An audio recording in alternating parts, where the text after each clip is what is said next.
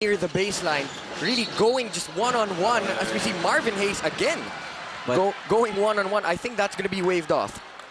Because there was a traveling violation call, and he couldn't believe it. And the Heavy Bombers have to give Beda different looks offensively here. The lead has been trimmed down to 7. Off and running is Anjo, gets a foul and gets the basket to drop. Foul will be called on Jaypee Mendoza. So John Chody J will head to the line one more time. Chris, let's take a look. As Mychole said in her report earlier, good offense is a result of good defense.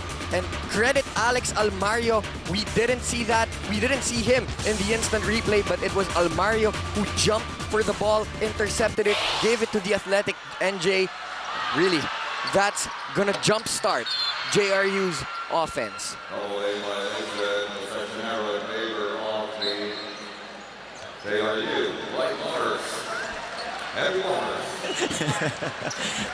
And our Barker, of course, thought he was calling a juniors game. He was also confused because there was a double lane violation. Every double lane violation will result to a jump ball at the center circle.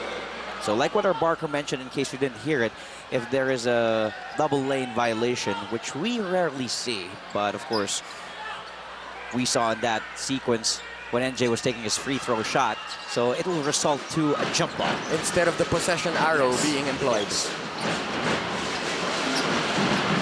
JRU now playing a 2-3 zone on Beda. Let's see how the Red Lions react with their own zone offense. Jake Pascual in the middle, a couple of fakes, the back shot won't drop. Coach Mendoza is saying that it was the ball last hit a Beda Red Lions knee. So possession will go back to the Heavy Bombers. 21-26 is the score.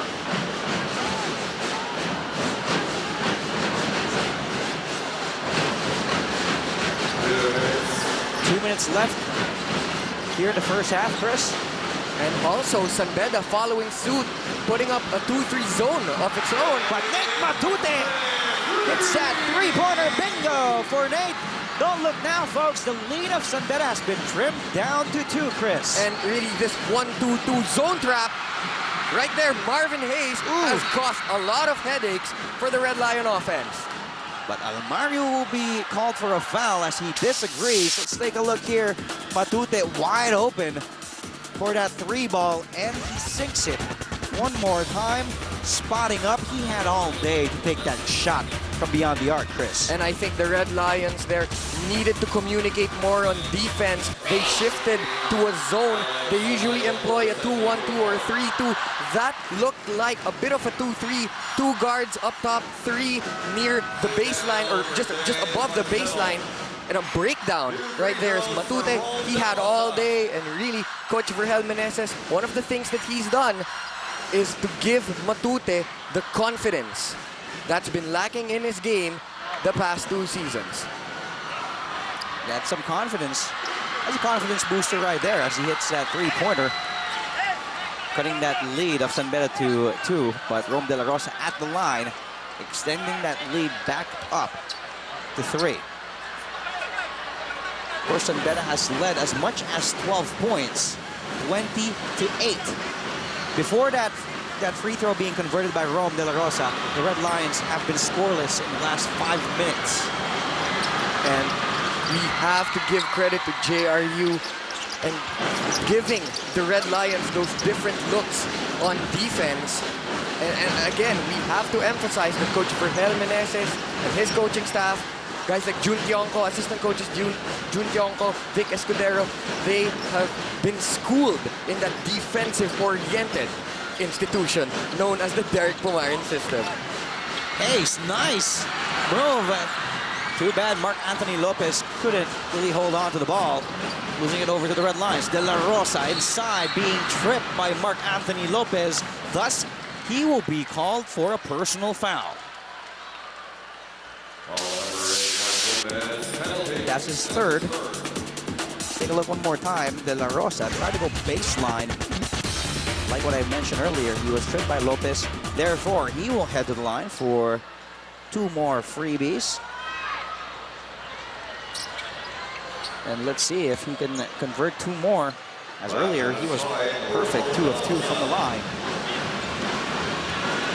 We touched upon it earlier. Rom De La Rosa. What's needed? Well, we know of his athleticism. However, in the finals against San Sebastian last year, Coach Ato Agustin and company just dared De La Rosa to take the outside shot. And most often than not, it did not result in anything for De La Rosa and the Red Lions. So, but there was a time, I believe, sorry, Chris, but there was a time that he made a big shot. He made a big shot, especially in that game, too. After missing about 4 or 5 open jumpers, but really that the Stags took a gamble with that, and I know that Rom De La Rosa knows that he has to improve that facet of his ball game. Well said. As we all know, you know, aside from being a slasher, you should also have that jump shot to be really big threat to your team. Here's NJ trying to go inside. Nice defense by De La Rosa. Outside shot by Lopez is good. That jumper from Mark Anthony Lopez. So it was a good decision after all for Coach Ferrer Meneses not to pull out Lopez with 3 personal fouls. LANETE from the outside. Jake Pascual with the offensive rebound. There's a 14-second differential between the shot clock and the game clock. And HERMIDA telling his teammates what to do. LANETE inside the Sudan. 11 seconds left on the shot clock. HERMIDA will fire away, and it's good for the mighty 10-4-3. And that open shot was a result of a bit of an overload played by Sudan Daniel in the weak side, or the side without the basketball. The Red Lions, 2 or 3 Red Lions cramping in that area to free up Borgie HERMIDA. Lopez again, that jumper, but from the other side that time around as time expires.